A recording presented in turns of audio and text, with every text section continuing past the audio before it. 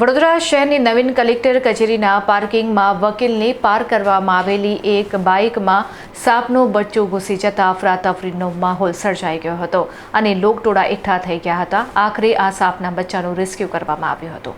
કચેરીના વ્યસ્ત એવા પાર્કિંગમાં પાર્ક કરેલી એક એડવોકેટની ટુ વ્હીલર બાઇકના આગળના ભાગમાં અચાનક એક સાપનું નાનું બચ્ચું ઘૂસી આવ્યું હતું. બાઇકમાં સાપ હોવાની વાત વાયુ વેગે પ્રસરતા જ કલેક્ટર કચેરી પરિસરમાં ભારે ઉત્તેજના વ્યાપી ગઈ હતી.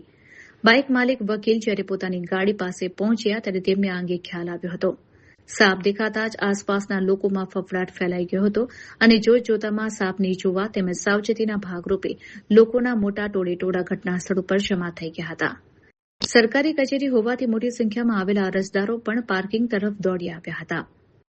આ ઘટના અંગે તાત્કાલિક સ્થાનિક વહીવટીતંત્ર અને વન્યજીવ સંરક્ષણ માટે કામ કરતી એનજીઓને જાણ કરવામાં આવી હતી.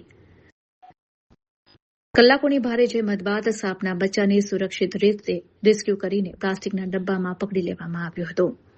સાપ પકડાતા જ કલેક્ટર કચેરીના કર્મચારીઓ, વકીલો અને ત્યાં હાજર લોકોએ રાહતનો શ્વાસ લીધો હતો. વન વિભાગના સહયોગથી આ સાપના બચ્ચાને કુદરતી વાતાવરણમાં સુરક્ષિત રીતે છોડી મૂકવાની તજવીજ હાથ ધરાઈ છે. આરટીએસ અપીલ ચાલતી હતી એટલે કલેક્ટર સાહેબની સમક્ષ પેલું આરટીએસ અપીલમાં આવ્યો હતો અને અહીંયા મારી આરટીએસ અપીલ પૂરી થઈ પછી હું અહીંયા પાર્કિંગમાં આવ્યો ત્યારે મને જાણવા સીટ ઉપર કોઈએ લખીને મૂક્યું હતું કે તમારી ગાડીમાં સાપ છે તો કાળજીથી એને કઢાવજો.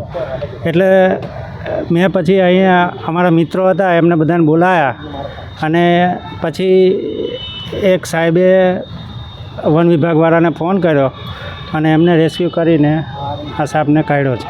આ કોબરા છે, એને ગુજરાતીમાં નાગ કે આ ઝેરી હોય છે. એ તો ખબર નહીં પણ હવે જોવું પડે કઈ સે નીકળ્યો કઈ નહીં. તમે રેસ્ક્યુ કર્યું છે, આ કેટલો ભયાનક હોઈ શકે? આ ઝેરી હોઈ શકે છે. આપણે અડધો કલાકનો ટાઈમ મળે છે. અડધો કલાક તમારા પર આધાર છે. તમે કેવી રીતના તમે તમારા શરીરને કે રાખો છો. તમને શું કોલ મળ્યો હતો અને કઈ જગ્યાએથી આ રેસ્ક્યુ કરવામાં આવ્યું? અમારા સંસ્થા પર કોલ આવ્યો હતો, વાઇલ્ડ લાઈફ રેસ્ક્યુ ટ્રસ્ટ. અમારા જે સર છે અરવિંદ પવાર, એમના પર કોલ આવ્યો હતો. એમને કોલ મને આપ્યો, નજીકમાં છું એટલે. મારું નામ અરુણ સૂર્યવંશી છે. એટલે મેં આવીને જોયું તો મને દેખવા મળ્યું કોબરા. કઈ જગ્યાથી રેસ્ક્યુ કરવામાં આવ્યું? આ કચેરી છે, કલેક્ટર કચેરી, ત્યાંથી રેસ્ક્યુ કરવામાં આવે.